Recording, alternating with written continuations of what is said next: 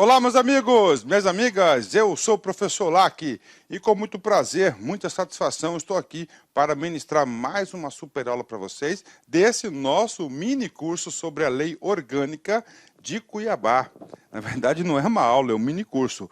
E o tema de hoje chama-se Poder Executivo.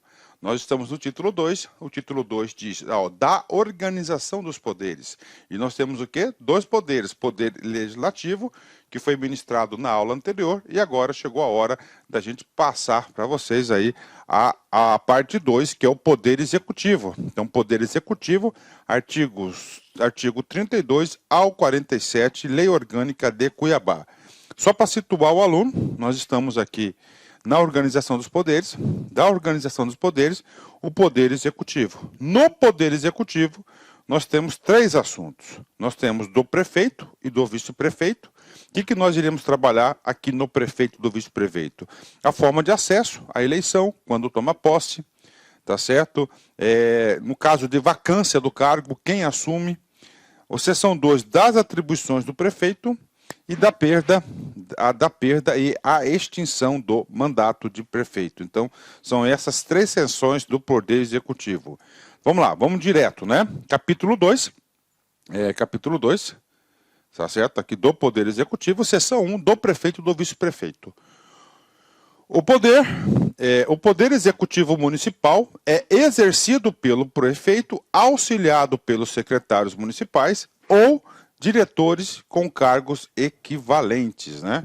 Então, olha aí, então o poder executivo, quem é o chefe do poder executivo? É o prefeito. Então, o prefeito é o chefe do poder executivo. E quem são os secretários e os diretores com cargos equivalentes? São todos auxiliares diretos dos prefeitos, né? Então, por isso que fala também que são da administração pública direta. Da administração pública direta. Inclusive, a gente vai na próxima aula trabalhar um pouco sobre isso, a gente vai entrar na parte da administração pública. Parágrafo único. Aplica-se a elegibilidade. O que é elegibilidade? Condições para ser eleito. Tá? Elegibilidade, né? Condições necessárias,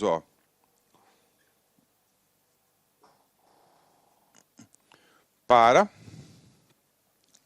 ser eleito. Aí, né?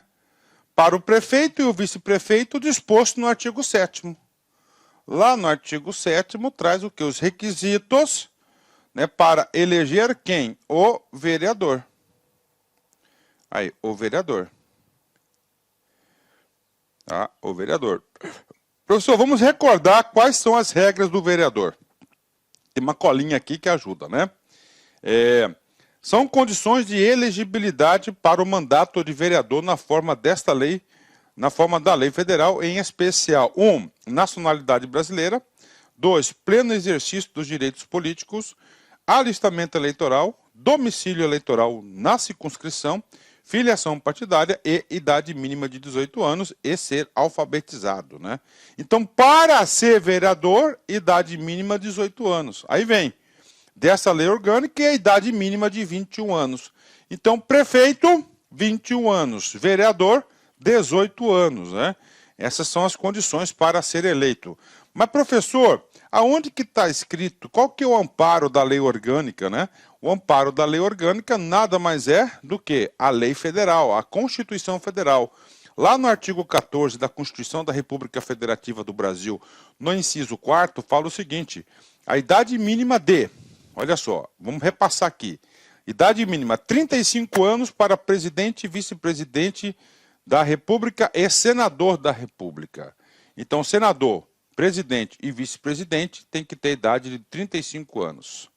30 anos para governador, vice-governador e governador, vice-governador de estado e do Distrito Federal. Então, 30 anos para governadores, 21 anos para deputados federal, 21 para deputado estadual, distrital, prefeito, vice-prefeito e juiz de paz.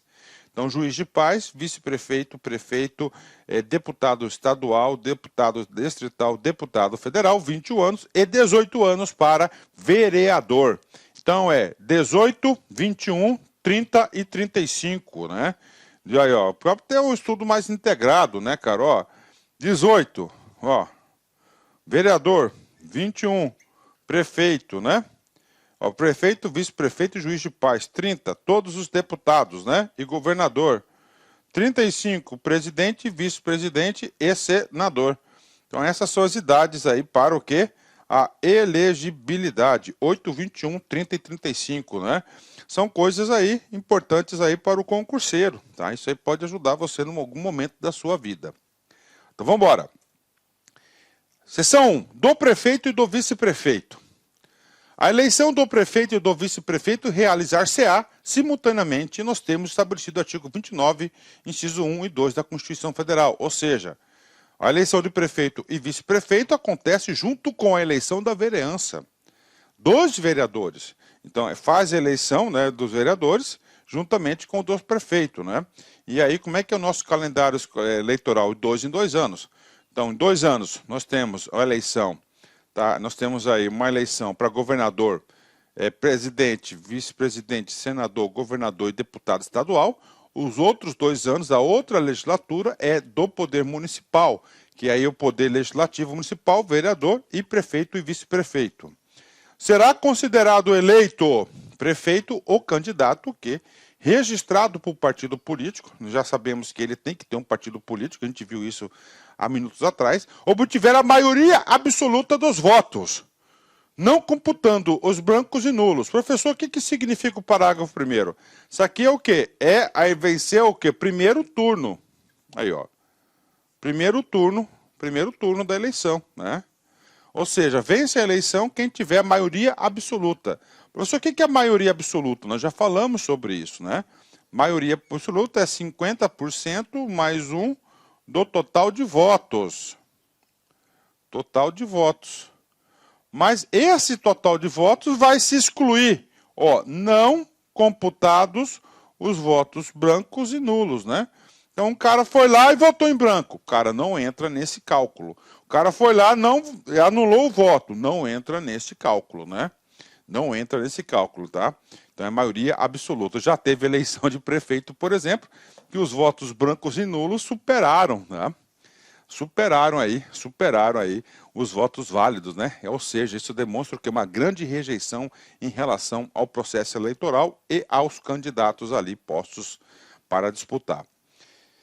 Se nenhum candidato alcançar a maioria absoluta na primeira votação, far-se-á nova eleição até 20 dias após a proclamação do resultado concorrente, os 2 candidatos mais votados considerando-se eleito aquele que obtiver a maioria dos votos válidos, né? Então, isso aqui, o parágrafo 2º, é a condição de segundo turno, né? Quem não conseguir, se tiver algum candidato que não atingir a maioria absoluta, ele vai para o segundo turno da eleição, que ocorrerá 20 dias após a proclamação do resultado. E os 2 vão concorrer e vence aquele que tiver maior dos votos, né? Esse aqui é o nosso sistema eleitoral, é uma cópia da federal. Como eu disse para vocês, cara, isso aqui, a lei orgânica, é muito interessante você estudar a lei orgânica, por quê? Porque a gente acaba fazendo uma grande revisão da própria Constituição Federal, né? Da própria Constituição Federal. A gente acaba fazendo aí essa revisão aí importantíssima, né? Beleza? Parágrafo 3º. Ocorrendo antes do realizado o segundo turno, morte, desistência ou impedimento legal do candidato, convocar-se-á dentre os remanescentes o de maior votação. Olha que parágrafo importante, né? Então é o seguinte, né? Se ocorrer isso, né, no segundo turno, vai chamar o quê? O remanescente, o candidato remanescente lá, para ir para o segundo turno. É muito azar, né? Vier falecer aí nesses 20 dias finais, né? Parágrafo 4º. Na hipótese dos parágrafos anteriores remanescendo o segundo lugar, mais um candidato com a mesma votação, qualificar-se-á o mais idoso, né? Olha aí, o que é isso, né? O empate. Se houve um empate para ir para o segundo turno, vai o quê? O mais idoso, né? Vai o mais idoso. É um critério de desempate. O prefeito e o vice-prefeito tomarão posse na sessão solene da Câmara Municipal, no dia 1º de janeiro, no primeiro ano da legislatura. Parou. E aí, professor, nós já vimos isso. Isso aqui é a mesma sessão solene, tá? É a mesma sessão solene de posse do vereador. Então, o vereador, aquele vereador mais votado vai presidir essa sessão, né? Primeiro, ele vai dar posse aí, aí tem que ver o rito, né? A todos os vereadores, depois dos vereadores, né? Ele dá posse ao prefeito e ao vice-prefeito nessa sessão solene, e logo depois ele vai fazer o quê? A eleição da mesa diretora para o primeiro biênio. Para o segundo biênio vai ocorrer em agosto, salvo engano, no dia 25 de agosto vai ocorrer a eleição do segundo biênio da mesa diretora. Ok. O prefeito e o vice-prefeito prestarão compromisso. O que é esse compromisso? É o juramento. Tá? Esse cara aqui é o juramento.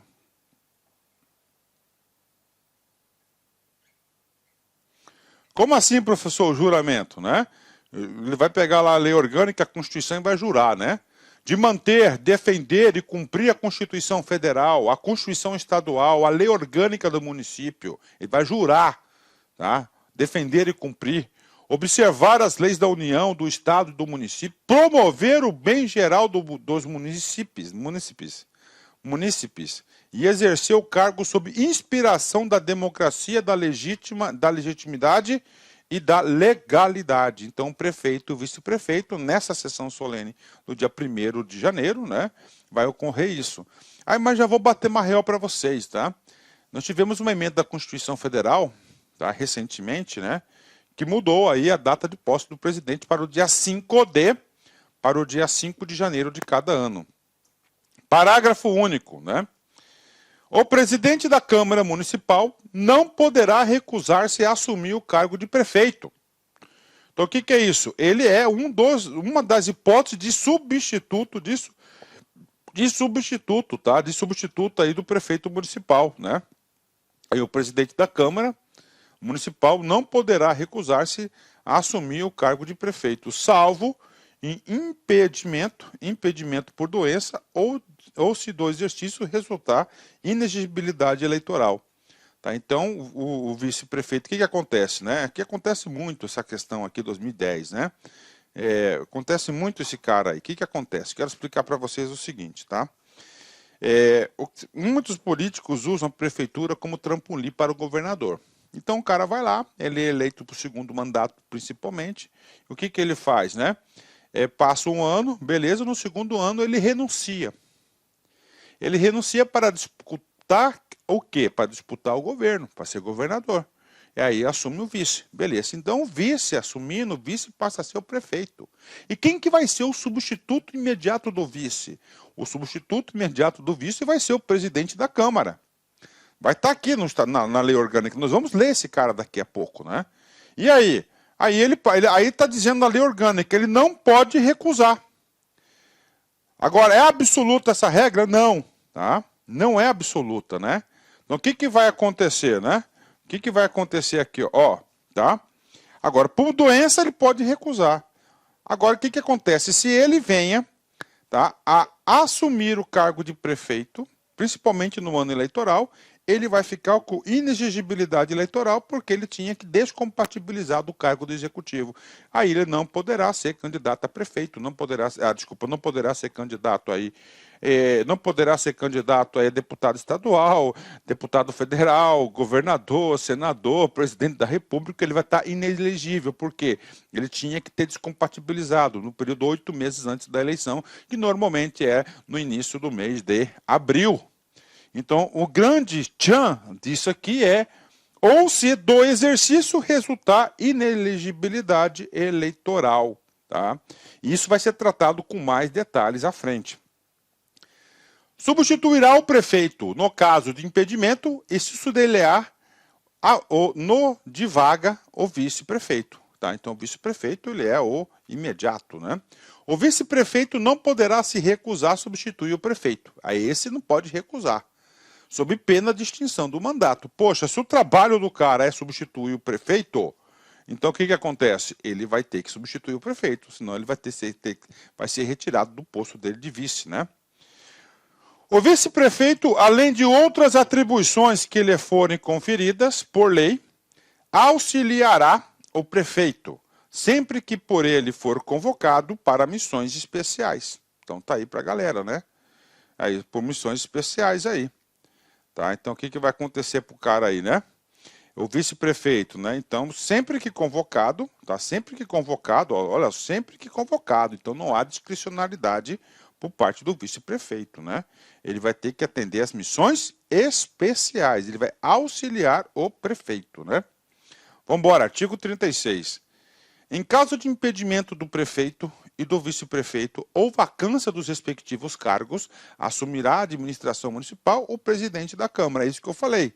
Então, na hierarquia, o presidente da Câmara, ele é o terceiro, né, da linha de sucessão do cargo de prefeito. Parágrafo único. O presidente da Câmara, não podendo assumir o cargo, por qualquer motivo, assumirá o primeiro vice-presidente da Câmara Municipal. Então, nós já temos aqui a quarta possibilidade, né? A quarta possibilidade. Isso aqui é até engraçado, né? Até engraçado isso aqui, né? O que acontece?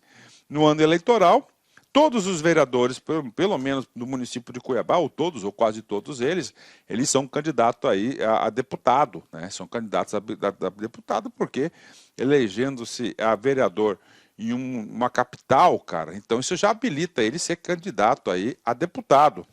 E aí, professor, o que acontece? Cara, acontece o seguinte, tá? Acontece o seguinte, que aí se o cara assume o cargo de prefeito 8 meses antes do término do mandato, ele se torna inelegível, então as pessoas recusam. Por isso que teve aquela alteração na lei orgânica. E aí, esse artigo 36A, que foi incluído em 2015, resolveu o problema. Que ele colocou mais um na ordem de sucessão para ser o prefeito. Ó.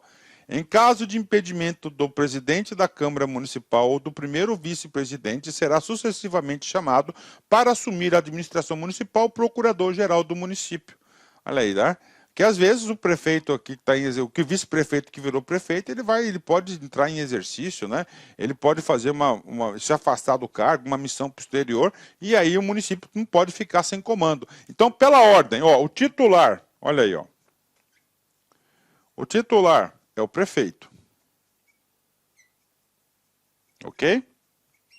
Aí vamos lá. Ó, o primeiro substituto imediato, o seu vice. Esse não pode recusar. Segundo, presidente da Câmara.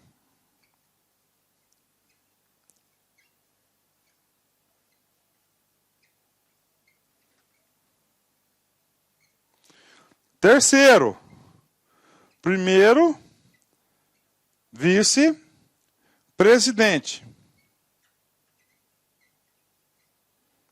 da Câmara. E o quarto, tá? Procurador-geral do município, PGM, tá? Então, isso aqui é a linha sucessória para assumir aí no lugar do prefeitão, né?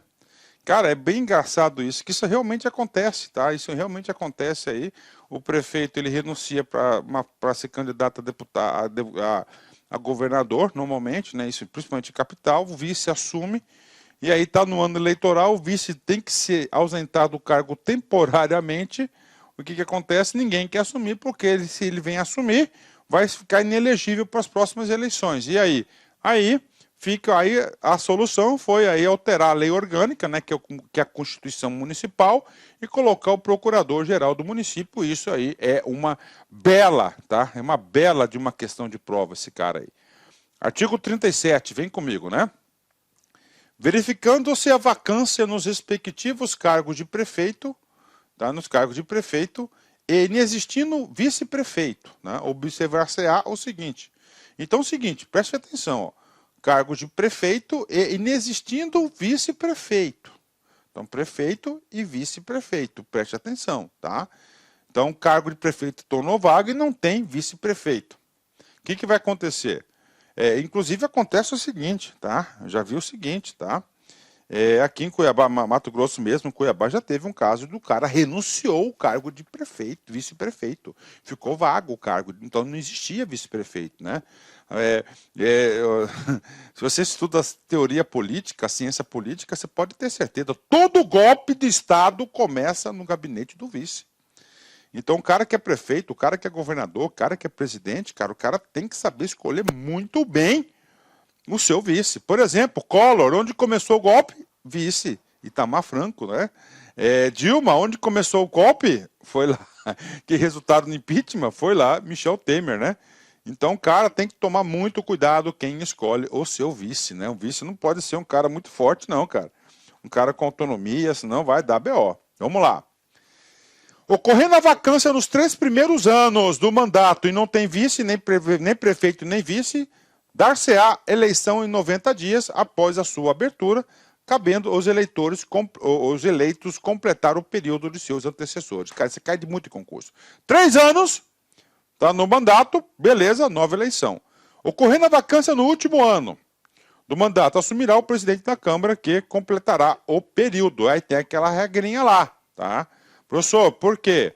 Porque no último ano não tem eleição? Porque não compensa, é muito caro fazer uma eleição. Então é melhor colocar um step lá, o cara termina, tem novas eleições e resolve o problema, né? Artigo 38, vem comigo.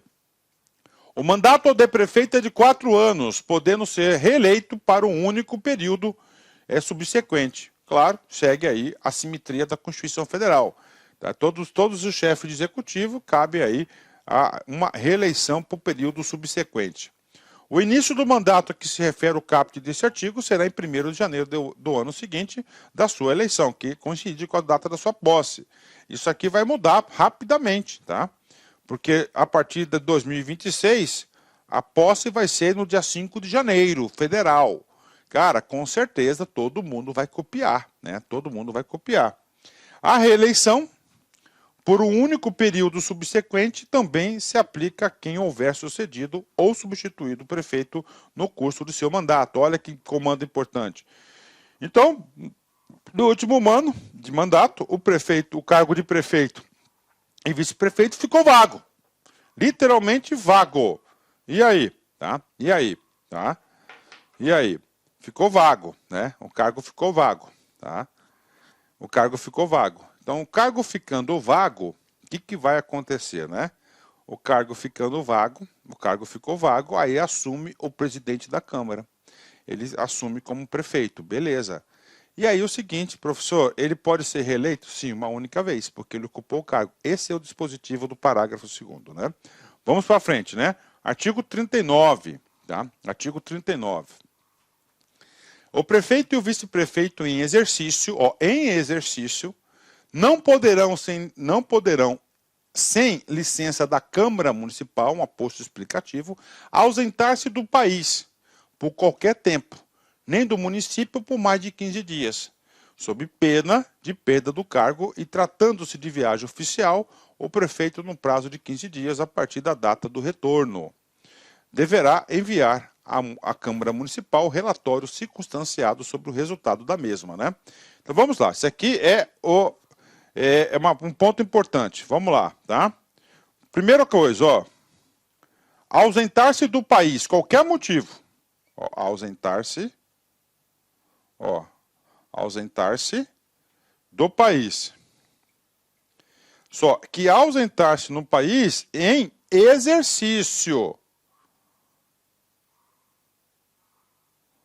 Tá? Em exercício. Ah, vou fazer em exercício, ou seja, durante o mandato. Férias, não. Tá? Ou 2, né? Ó, ausentar-se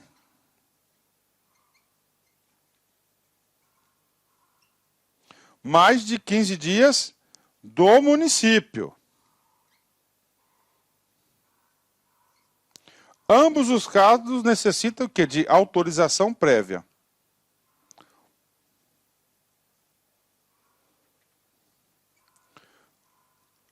Da Câmara. Professor, por que tem que fazer isso? Cara, é um poder que controla o outro, cara. Tá? Da Câmara, tá aí. Ah, por que 15 dias? Cara, o cara tem que ir uma reunião em Brasília. Pronto, vai ficar 3 dias lá. Beleza, vai e volta, acabou. Não tem isso não, tá? Não tem isso não. E quando ele tiver em missão, ali tá claro, ele tem que mandar um relatório. Tem que mandar um relatório em 15 dias também para a Câmara avaliar se a missão aí foi condizente ou não. Aí, cara, a Câmara Municipal exerce um poder fiscalizatório, um poder de controle do Executivo, né? Aqui é a essência de Montesquieu, né? Que é a separação dos poderes. Essa essência desse... Olá, meus amigos, minhas amigas, eu sou o professor Lac e inicialmente eu quero pedir desculpas porque atrapalhei os seus estudos, mas essa videoaula que você está assistindo é uma videoaula demonstrativa do nosso site da LAC Concursos. Eu digo para vocês que nós aqui da LAC Concursos estamos fazendo a melhor preparação para o concurso da empresa cuiabana de limpeza pública de 2022, edital publicado, edital na praça. Nós temos 9 cursos online, cursos de nível médio, nível superior, a partir de 10 parcelas de R$ 25. Cara, papo reto com vocês, vem estudar conosco, que eu tenho certeza que você vai gostar, você não vai se arrepender, porque você vai ter toda a nossa dedicação e empenho, e nós estaremos juntos nessa caminhada. Um forte abraço e espero vocês. Clique Lac.